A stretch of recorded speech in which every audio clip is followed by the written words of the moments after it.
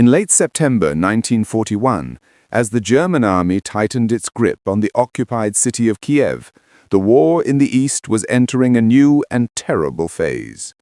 The world watched battles unfold across continents, yet few understood the quiet, calculated machinery of elimination moving in the shadow of the front lines.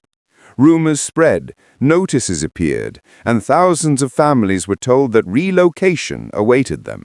They gathered with their documents, their valuables, and their children, unaware of the fate prepared for them at the edge of a ravine. What happened there would become one of the most haunting tragedies of the Second World War. By mid-July 1941, the German invasion of the Soviet Union had penetrated deep into Soviet territory. The initial phase of Operation Barbarossa had achieved stunning tactical victories, encircling entire Soviet armies and advancing at a pace that shocked military observers worldwide. German high command stood at a crossroads, faced with decisions that would shape the course of the entire Eastern campaign.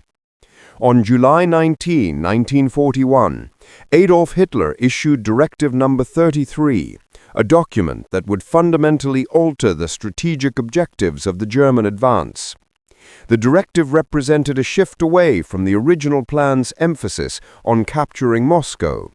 Instead, Hitler ordered his forces to prioritize two objectives before the onset of winter.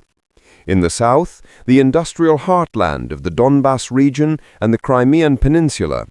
In the north, the city of Leningrad, where German forces would link up with their Finnish allies to complete the encirclement. Central to these new directives was the ancient city of Kiev, capital of Ukraine and a jewel of Soviet industry and culture. The directive explicitly stated that the active operations and freedom of maneuver for the northern flank of Army Group South remained constrained by the fortifications surrounding Kiev and by the continued resistance of the Soviet Fifth Army operating in the German rear areas. The Wehrmacht command assigned extraordinary significance to the capture of Ukraine's capital. German military planners were prepared to take the city even through total destruction if necessary. The city represented more than a strategic objective. It was a symbol, a prize that held psychological and political value far beyond its military importance. Yet while military strategists calculated troop movements and supply lines, the ideological architects of the Third Reich were planning something far more sinister. Behind the advancing armies, special units were being prepared for a mission that had nothing to do with military necessity and everything to do with the darkest impulses of the Nazi regime. Before the war, approximately 50,000 Jewish people called Kiev home.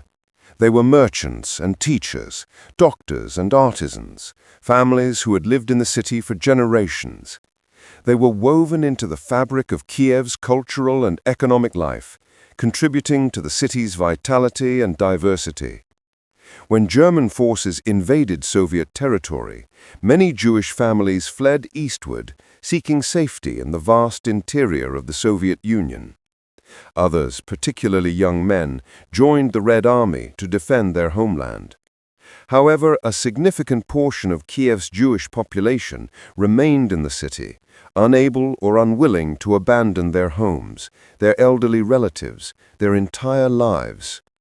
For those who stayed, the approaching German forces represented an existential threat beyond ordinary military occupation.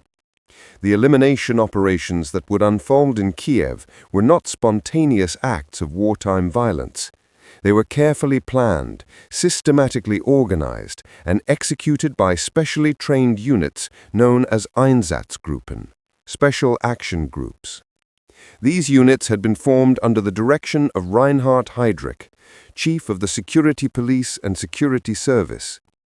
Each Einsatzgruppe consisted of approximately 800 to 1,200 personnel, organized into smaller units called Sonderkommandos or Special Commandos.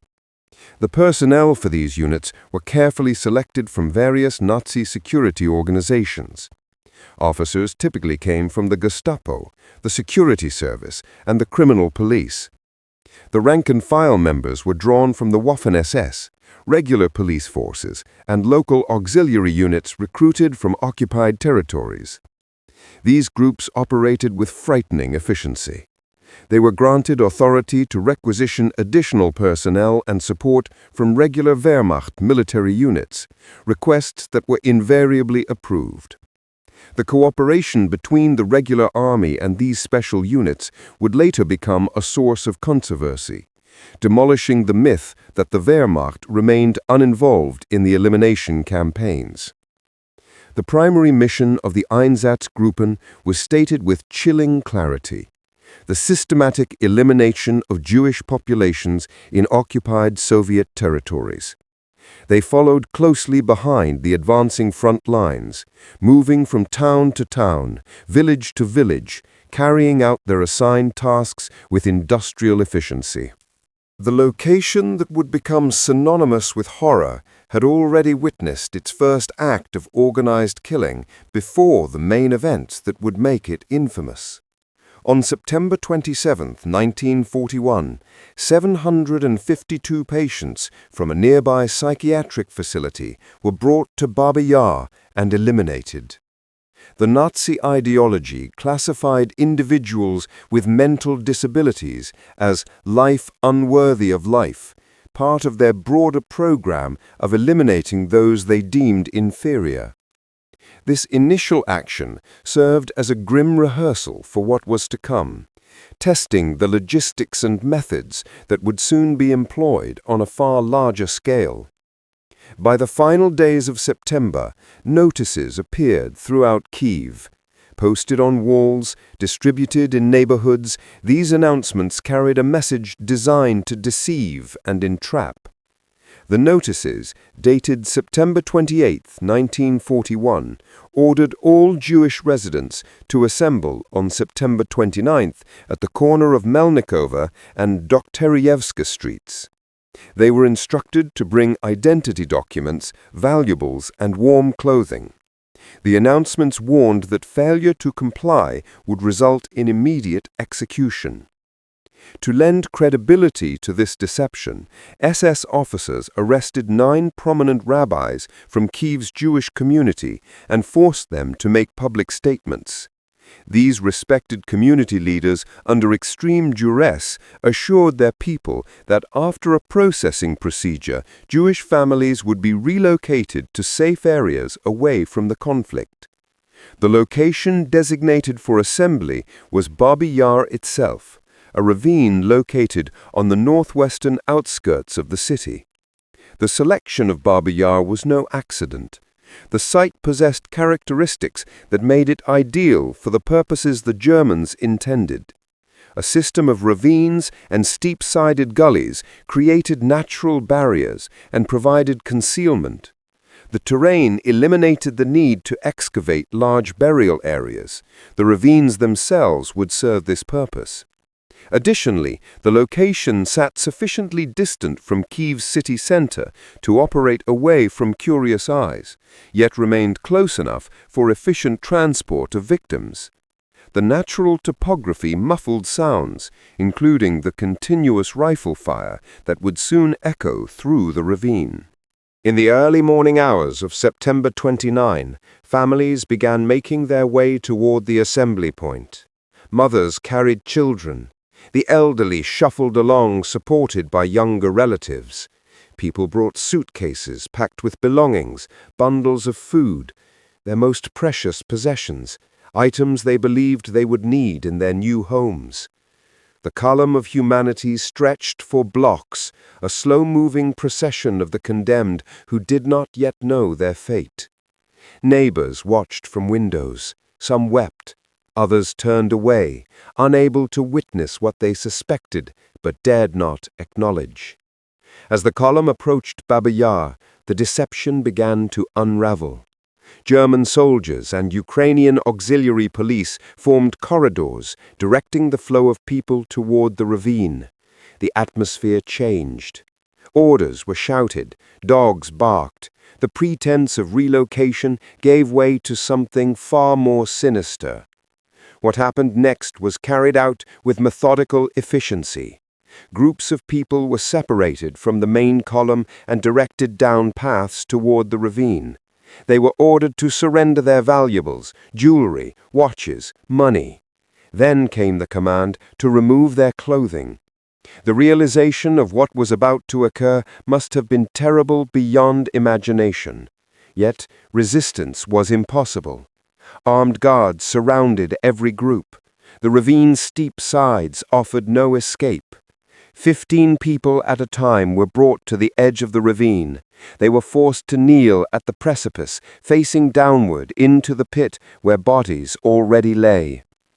Execution squads composed of members from Sonderkommando 4A, along with auxiliary police and military police units, stood ready. A commander responsible for the execution squad would give the order. The volley of rifle fire would crack through the air. The victims would fall forward into the ravine. The next group would be brought forward. This continued for 2 days. Einsatzgruppe C, in its operational report dated October 12, 1941, documented the Kiev operation. The report stated that Sonderkommando 4A had achieved a total exceeding 33,755 eliminations in a single operation. These numbers strain comprehension. They represent not statistics, but individual human beings, men, women, children, infants. Each number was a person with a name, a family, dreams, fears, memories. Each represented a universe of experiences extinguished in an instant. The scale and speed of the operation transformed Babi Yar into what witnesses would later describe as a conveyor belt of death. The killing continued from dawn until darkness, then resumed the following morning. The events of September 29 to 30, 1941 represent the most concentrated period of killing at Babi Yar, but they were far from the end. The ravine continued to serve as an execution site throughout the German occupation of Kiev, which lasted until November 1943. Over the following 2 years, Babi Yar claimed thousands more victims. Soviet prisoners of war, captured partisans, underground resistance fighters and hostages were brought to the ravine. The Roma community faced targeted elimination. Members of the Karaim ethnic group were brought to the ravine. On January 10, 1942, approximately 100 sailors from the Dnieper detachment of the Pinsk military flotilla, captured during combat operations, were executed at Babi Yar. On February 18, 1943, the site claimed victims whose names were known throughout Kiev. 3 players from the famous Dynamo Kiev football club, Nikolai Trusevich, Ivan Kuzmenko, and Alexei Klemenko, were brought to Babi Yar and executed. These men had participated in what became known as the death match, a football game between a team of Kiev players and a German military team that has become legendary in Ukrainian sports history. As Soviet forces began their counteroffensive in late 1943 and the German retreat from Ukraine became inevitable, Nazi authorities attempted to conceal the evidence of their actions. A special unit was formed with the grim task of exhuming and burning the bodies at Babi Yar. Prisoners, primarily Soviet POWs, were forced to perform this horrific labor. They worked in chains, excavating the ravine, building enormous pyres and burning the remains. The smoke hung over the area for weeks. When their work was complete, the prisoners themselves were executed to eliminate witnesses. Despite these efforts, the evidence could not be entirely destroyed. The earth itself bore witness. To understand how such atrocities occur, we must examine not only the systems that enable them, but also the individuals who carried them out. Wilhelm Paul Blöbel represents one such individual.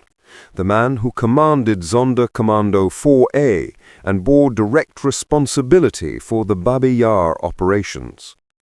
Blöbel's early life offered no obvious signposts toward the path he would eventually follow. Born in Germany, he worked as a mason, carpenter, and trained as an architect. These were respectable professions, trades associated with building and creation, not destruction. However, Blöbel became captivated by the ideology of National Socialism during the tumultuous years of the Weimar Republic. He joined the Nazi Party in 1931, receiving membership number 844662. The following year he joined the SS, receiving the number 29100. His career within the Nazi apparatus rose with remarkable speed.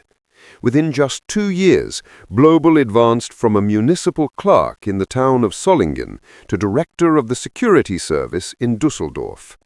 His efficiency and ruthlessness caught the attention of his superiors. During the November 1938 events known as Kristallnacht, Blöbel coordinated the collection and cataloguing of valuables from destroyed synagogues in Solingen, Wuppertal, and Remscheid. His organizational abilities and his demonstrable commitment to anti-Jewish policies marked him as an ideal candidate for more significant responsibilities. By the time Germany invaded the Soviet Union, Blöbel commanded Sonderkommando 4A, a unit whose mission was explicitly defined as the elimination of Jewish populations in occupied territories. Blöbel approached his duties with the mindset of an administrator.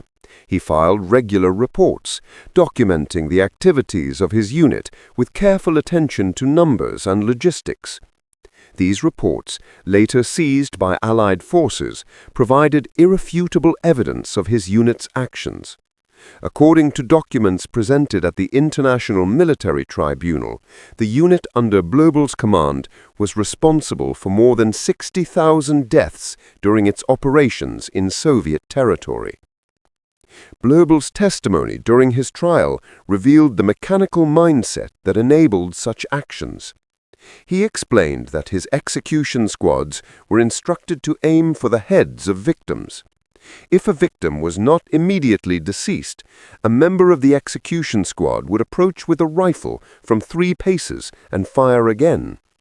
He described these procedures with the same tone one might use to discuss factory production quotas or railway timetables. The complete absence of empathy or moral recognition in his testimony shocked even hardened prosecutors and judges who had already witnessed years of war crimes trials. The perpetrators of the Babi Yar atrocity could not escape justice indefinitely. The International Military Tribunal at Nuremberg, in its judgment of October 1, 1946, declared that Einsatzgruppen and the security police bore responsibility for the elimination of 2 million defenseless people. Blöbel himself was tried during the Einsatzgruppen trial of 1947 to 1948.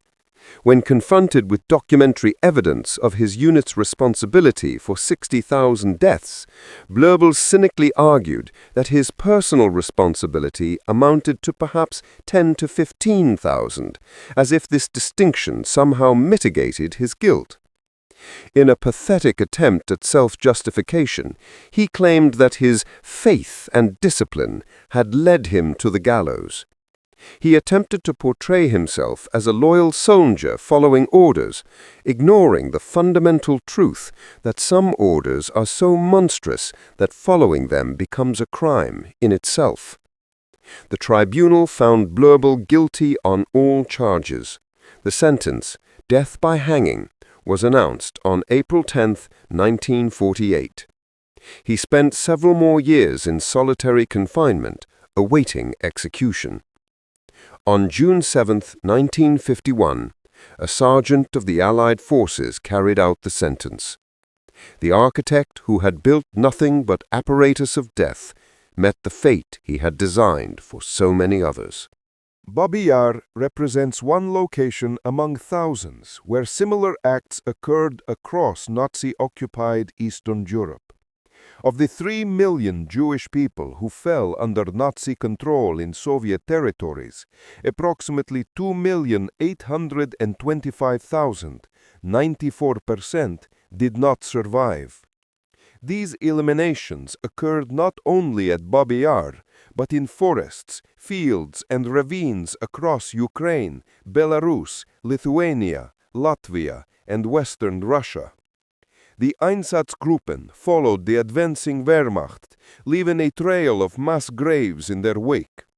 Before the development of fixed elimination facilities, these mobile units represented the primary method by which the Nazi regime pursued what they euphemistically termed the final solution to the Jewish question. The scale and speed of operations in the East exceeded even the grim efficiency of the camp system that would develop later in occupied Poland. One of the most disturbing aspects of the Einsatzgruppen operations was the psychological toll they took even on the perpetrators. Not every individual, regardless of indoctrination, could withstand hours of continuous execution accompanied by the screams of the dying. Earlier operations had involved a broader cross-section of German personnel, regular police, civil administrators, Wehrmacht officers, and soldiers. However, after operations like Babi Yar, the composition of the Sonderkommando units changed. Those who remained were individuals who had demonstrated complete emotional detachment from the suffering they inflicted. These were men who could kill for hours, then sit down to a meal. Men who could write reports about thousands of deaths with the same dispassion they might bring to inventory reports. The selection process effectively filtered for individuals capable of sustained atrocity, sadists, sociopaths, and those so thoroughly consumed by ideology that they had ceased to recognize the humanity of their victims. Not everyone remained silent. Despite the Nazi effort to conceal their actions and eliminate witnesses, testimonies eventually emerged. Soviet soldiers who liberated Kiev found the ravine and the evidence that remained. Survivors who had miraculously escaped the killing operations came forward. Local residents who had witnessed the columns marching toward Babi Yar provided accounts. These testimonies, combined with the meticulous German documentation, created an irrefutable historical record. The Nazis' obsessive bureaucratic record-keeping, intended to demonstrate efficiency, instead provided the evidence that condemned them. For decades after the war, the full story of Babi Yar struggled to emerge into public consciousness. During the Soviet era, official memorials often emphasized Soviet citizens, without specifically acknowledging that the vast majority of victims were Jewish. Political considerations and state-sponsored anti-Semitism suppressed the complete truth. The poet Yevgeny Yevtushenko challenged this silence with his 1961 poem Babi Yar, which began with the stark lines, "No monument stands over Babi Yar." The poem's publication caused controversy, but helped bring international attention to the site and its history. Today, memorials at Babi Yar honor the memory of all who perished there: Jewish families, Soviet prisoners, Roma people, psychiatric patients, resistance fighters. The ravine itself has been partially filled and transformed, but its history cannot be erased. The story of Babi Yar extends beyond the specific circumstances of World War II and the Holocaust.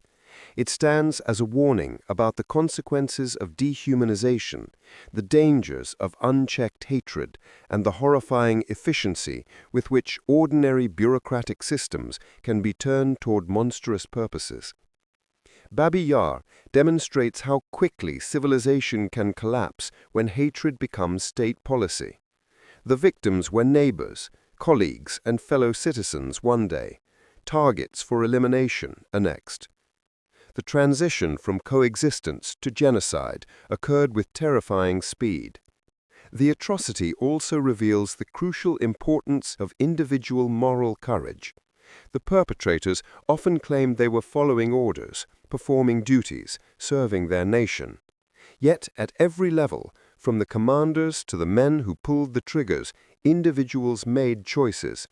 They chose to participate rather than resist, to obey rather than refuse, to kill rather than accept the consequences of defiance.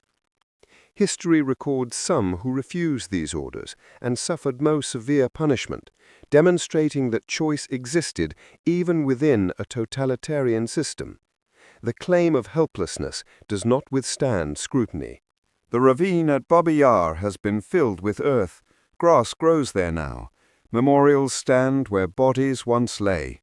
Life continues in Kiev, a vibrant modern city where new generations walk streets that older generations knew as pathways to death. Yet the events that occurred in that ravine during the autumn of 1941 and the years that followed can never truly be filled in or covered over.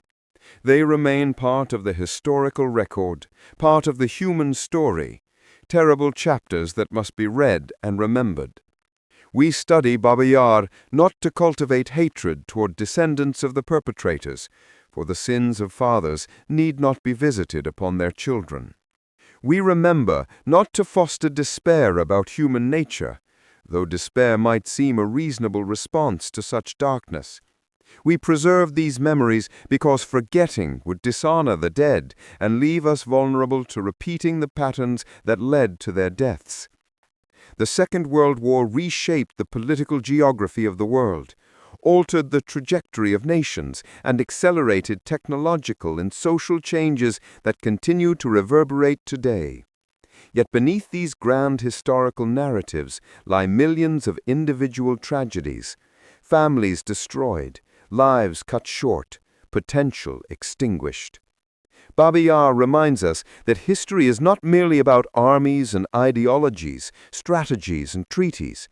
History is about people, their hopes and fears, their courage and their failures, their capacity for both extraordinary goodness and unspeakable evil. We must tell these stories.